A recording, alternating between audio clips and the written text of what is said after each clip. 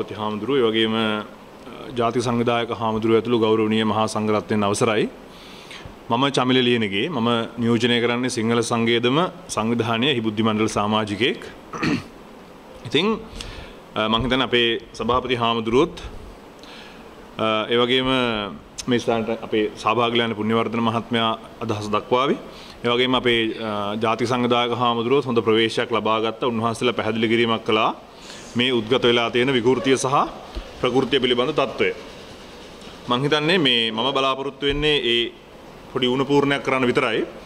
නමුත් අත්‍යවශ්‍යම කතාවක් මේ අවස්ථාවේදී මතක් කරන්න අවශ්‍යයි. මේ සියලු දෙනා මේ ජාතික ධජය ඒක ව්‍යවස්ථාපිත ශ්‍රී ලංකාවේ ජාතික කොඩිය වෙන්න පුළුවන්. එහෙම නැත්නම් අපි මේ කතා කරන සිංහලේ රාජකීය ධජය වෙන්න පුළුවන්. විශේෂයෙන්ම මොකක් වුණත් සිංහලයා නියෝජනය කරන මේ සියලුම ජාතික සංකේතයන් ජාතික සංවිධානවල නියෝජිතයන් සහ සිංහලයන් හැටියට අපි තා වගකීමෙන් කියනවා අපිට මේවා මේ අවස්ථාවාදී දේශපාලඥයන්ට රෙදි කෑලි වුණාට අපිට මේවා හරියට මේ අරහත් ධජයක් වගේ අපේ හඳුනේ බුද්ධ චීවරයක් වගේ වටිනවා පූජනීයයි කියන කාරණේ අපි මතක් කරන්න ඕනේ. ඉතින් මේ අදහස් දැක්වීම මේ මාධ්‍ය ඉදිරියට පැමිණීම හෝ වෙනත් අවස්ථාවල වලදී මේ වෙනුවෙන් පෙනී සිටීම සම්පූර්ණයෙන්ම අන්නේ පූජනීයත්වයේ උත්තරීතර බව ආරක්ෂා කර ගැනීම සඳහා අනිවාර්යෙන් මේ යුගයේ සිංහලයන් විසින් කළ යුතුම කාර්යයක් හැටියටයි අපි සලකන්නේ. ඒ නිසා තමයි මේ මැදිහත් වීම කරන්නේ. ඉතින් දැන් මේ විකෘතිය මෙතන නොතිබිච්ච කිසිසේත්ම නොතිබිච්ච විකෘතියක් නිර්මාණය කරපු ඔළුවෙන් හිටගෙන ඉන්න පිරිසක් මේ රටේ. අත් වශයෙන්ම මම සූදානම් නැහැ අපේ හාමුදුරනේ මේ ඒ ප්‍රകൃතියක් නැති විකෘති මිනිසුන්ගේ නම් ටිකවත් කියන්න. අපි හිතන්නේ නැති මහා දැවැන්තයන්ගේ සිට අර මුජිබර් රහ්මාන්ලා දක්වා වූ මේ නොවැදගත් මිනිසුන් දක්වා සියලු පිරිසක් එකතු වෙලා මෙතන ජාතික ධජය විකෘති කිරීමක් කරා කියන හඬක් නගන්න පටන් ගත්තා. මේ කිසි කෙනෙක් දැක්කද සමහර අවස්ථාවලදී ජාතික ධජය දැන් මේ ව්‍යවස්ථාපිත මේ ශ්‍රී ලංකාවේ කොඩිය මේ කොඩිය ඇඳුමක් වගේ ඇඳගෙන යන අවස්ථා තියෙනවා සමහර තරඟාවලි වලදී ඔය ජාත්‍යන්තර අවස්ථාවලදී. ඒ විකෘති කිරීම ගැන මේ කිසි කෙනෙක් කතා කරලා නැහැ.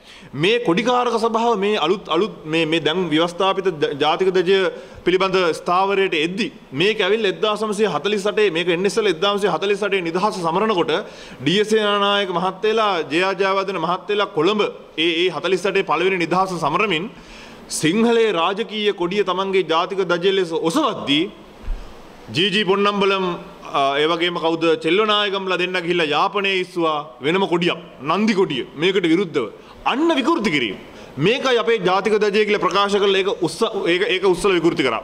කවුරුවත් ඒ වෙනකොට කතා කළෙත් නැහැ.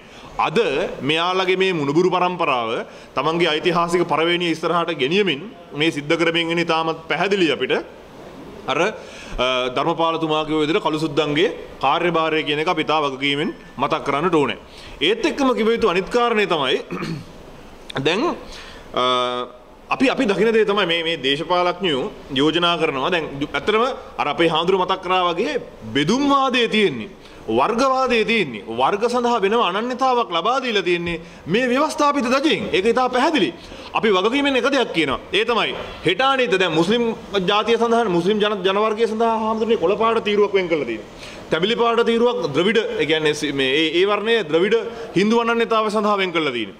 දැන් හෙට අනිද්ද මේගොල්ලෝ තව ප්‍රකාශයක් සම්මත කරගන්න පුළුවන්. නෑ මේකට අවශ්‍යයි මේ ෂියා මුස්ලිම් වරුන්ට වෙනම කෑල්ලක් ඕන, සුන්නි මුස්ලිම් වරුන්ට තව කෑල්ලක් ඕන.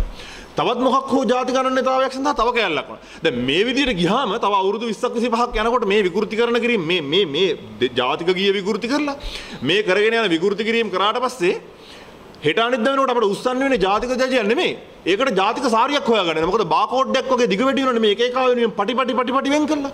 ඉතින් ඒ නිසා අපි පැහැදිලිව කියනවා විකෘති කිරීම කරලා තියෙන්නේ මේ ජාතියක් ජන්මයක් නැති මේ සංස්කෘතියට මුල් නැති මේ දේශයට සිංහල ජාතියට බුද්ධ ආගමට සහ මේ ඔය කතා කරන ලාංකීය අනන්‍යතාවයට මුල් නැති කල්ලතෝණි දේශපාලඥයන්ගේ අවශ්‍යතාවය සඳහා මිසක් අපි සිංහලේ රාජකීය ධජය පාවිච්චි කිරීම පිළිබඳ කිසිම විකෘතියක් මෙතනදී සිද්ධ වෙලා නැහැ.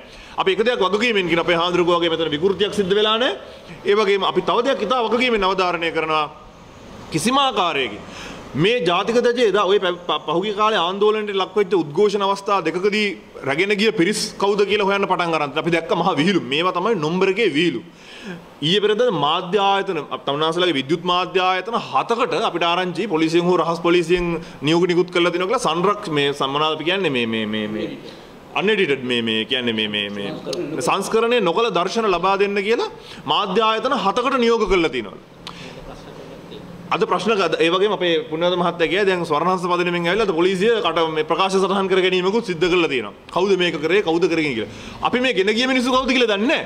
හැබැයි මේ ජාතික සංවිධාන සියල්ල එහෙම ගෙනියන්න සිංහලේ රාජකීය දජය අතේ තියාගෙන යන්න සිංහලයන්ට තියෙන අයිතිය වෙනුවෙන් කොද්දේශ විරහිතව පෙනී ඉන්නවා කියන කාරණේ අපි අවධාරණය කරන්නට ඕනේ. සිංහලේ රාජකීය දජය අතේ තියාගෙන ඉන්න ලංකාවේ සිංහලයන්ට තියෙන අයිතිය වෙනුවෙන් අපි ජාතික සංවිධාන හැටියට කොන්දේසි විරහිතව පෙනී සිටිනවා. මේ පැමිණිලි දාන්න යන මුජිබුර් රහ්මාන්ලා සහ ඇතුළු මේ නඩය දළදා පෙරහැර බලන්න ගිහිල්ලා නැහැ. මේ නඩේ කෞතුකාගාරයට ගිහිල්ලා නැහැ. සිංහව මොන ආකාරයෙන් පාවිච්චි දැන් සබරගමුවේ කොඩිය අරන් බැලුවා සබරගමුවේ ඉන්නේ අමුතුම ආකාරයේ සිංහෙක්.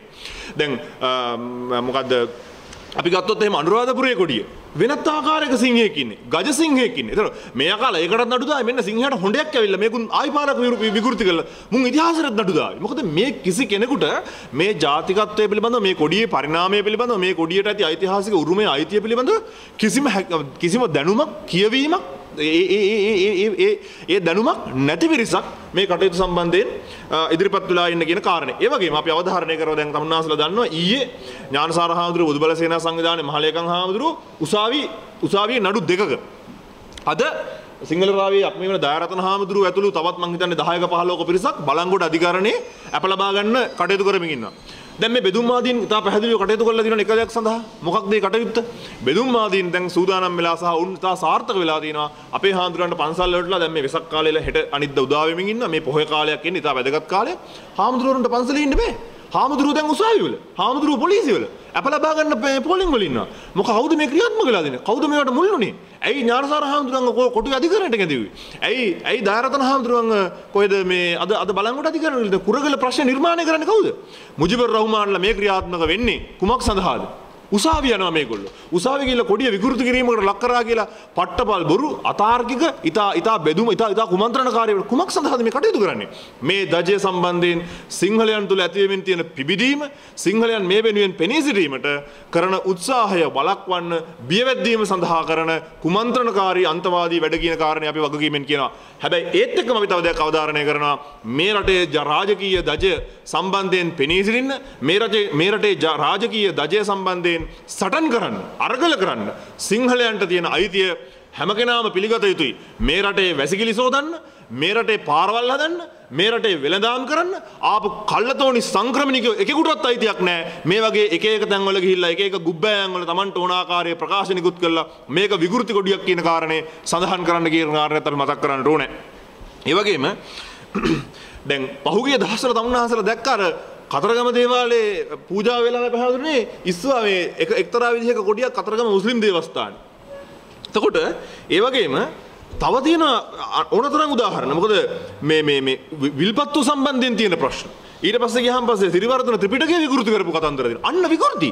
ඒ වගේම රායප්පු ජෝෂප් මේ 213 දෙනෙක් කතෝලික පූජකයන්ගේ අත්සනින් යුක්තව ලංකාවේ යුද විරුවන්ට වෙරහිව කරපු පැමිණිලි. මේවා ගැන කවුද කතා කරේ?